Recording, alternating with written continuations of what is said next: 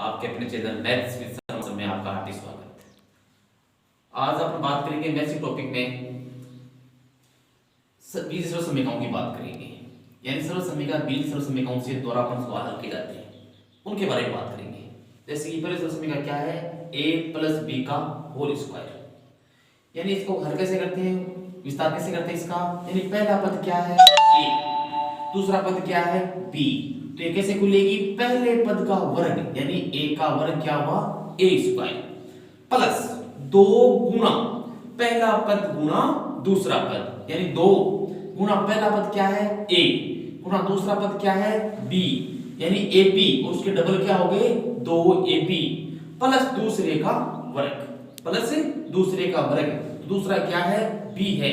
तो b का वर्ग क्या हो गया b² हो गया। तो इसका हल कैसे बना, a² plus 2ab plus b²। इसी प्रकार से समीकरण नंबर 2 क्या है, a माइनस b का whole square, a minus b का होल स्क्वायर। तो इसी प्रकार से इसमें दोनों में कितना सा फर्क पड़ता है, सिर्फ यहाँ जैसे माइनस है तो यहाँ पर क्या आया माइनस आया, वैसे क्या वैसे इसको खोला, पहले पद का वर्ग यानी a का वर्ग क्या हुआ a²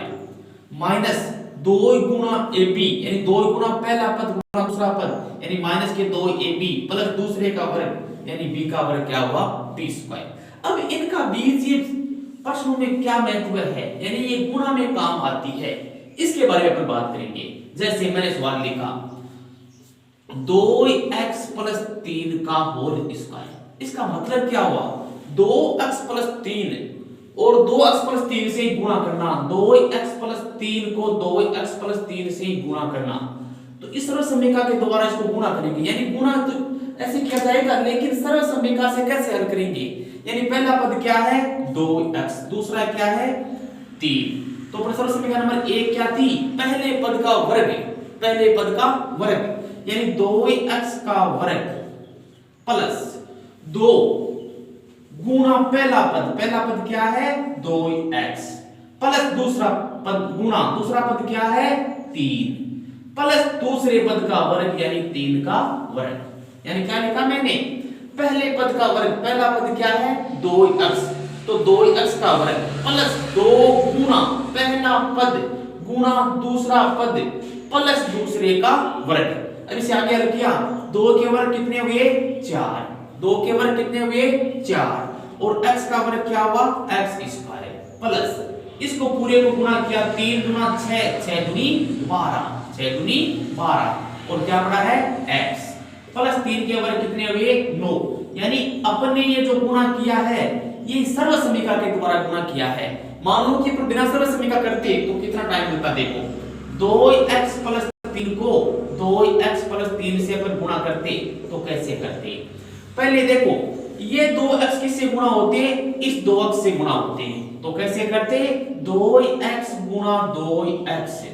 यानी 2 को 2 से किया तो 4 और x से किया तो x², फिर ये 2x किससे गुणा होता 3 से, किससे गुणा होता 3 से, यानी 2x गुणा 3 यानी 3 दूनी 6x से, यानी ये 2x पहले किससे गुणा हुआ 2x से गुणा हुआ, बाद में किससे गुणा हुआ 3 से गुणा हुआ, तो इसका उत्तर कितना बना, पहले वाले का उत्तर कितना बना 4x² प्लस 6x। अब अपन 3 से गुणा करेंगे, 3 से किस गुणा करेंगे 2x से, तो क्या है वापस 6x से, तो इसके नीचे अपन ने क्या लिखा 6x से,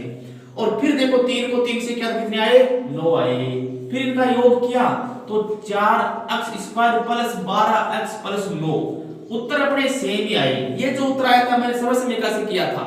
यानी 4x² प्लस 12x प्लस 9 और ये देखो 4x प्लस 12x प्लस 9, यानी इसमें कितना समय अधिक लग गया, और ये देखो सरल समीकरण एकदम धीरे जल्दी से हो गया। इस समीकरण का महत्व क्या हुआ, किसी भी क्वेश्चन को सरलता से हल किया जा सकता है, सरल समीकरण से किसी भी क्वेश्चन को सरलता से हल किया जा सकता है। जैसा कि एक उदाहरण अपन और लेते हैं, इसमें क्या देखो, जैसे मैंने लिख दिया 3x + 5 का होल स्क्वायर, ठीक है ना, मैंने क्या लिखा 3x + 5 का होल स्क्वायर, तो इसको पहला पद क्या है 3x, तो 3x का वर्ग प्लस 2 गुना पहला पद क्या 3x, पहला पद क्या 3x प्लस गुणा दूसरा पद क्या 5 प्लस दूसरे का वर्ग यानी 5 का वर्ग। अब इसको हल किया 3x का वर्ग का मतलब 3x गुणा 3x 3x गुणा 3x 3 को 3 से किया तो कितने आए 9 और x को x से किया तो क्या आया x स्क्वायर आया। फिर आगे गुणा किया देखो 5 3 15 और 5 गुना 30 x और 5 के वर्ग कितने हुए 25। इस क्वेश्चन में ये मैंने बीजगणित में लगाई है, इस तरह से मैं कौन सी गणित में लगाई मैंने बीजगणित में। इसको अपन अंकगणित में भी लगा सकते हैं, इसको अपन अंकगणित में भी लगा सकते हैं। जैसे देखिए जैसे मैंने लिख दिया 100 प्लस 5 का होल स्क्वायर, या ऐसे भी लिखा जा सकता है 105 का होल स्क्वायर। जब 105 का होल स्क्वायर होगा तो उसको अपन ने टुकड़ों में तोड़ा यानी 100 प्लस 5 का होल स्क्वायर। अब सेम आ गया, पहले पद की जगह क्या आ गए 100 आ गए और दूसरे पद की जगह क्या आ गए 5 आ गए, यानी पहले पद का वर्ग यानी 100 का वर्ग प्लस 2 गुना पहला पद कौन है 100 गुना दूसरा पद यानी दूसरा पद कौन है 5 प्लस दूसरे का वर्ग यानी 5 का वर्ग। अब देखो 100 का वर्ग करने का मतलब 100 को 100 से गुणा किया, 100 को 100 से गुणा किया तो देखो कितने आए 2 बिंदु ये आ गई 2 ये आ गई यानी 10,000 हो गए। कितने हुए 10,000 हो गए। फिर इसको अपन ने 100 को किससे गुणा किया 5 से, कितने आए 500 आए और 500 किससे गुणा किया 2 से किया तो कितने आए 1000 आ गए।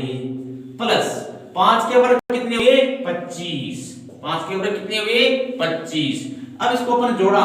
10,000 और 1 कितने हो गए 11,000, 10,000 और 1,000 कितने हो गए 11,000 और ये क्या आ गई साथ में 25 आ गई।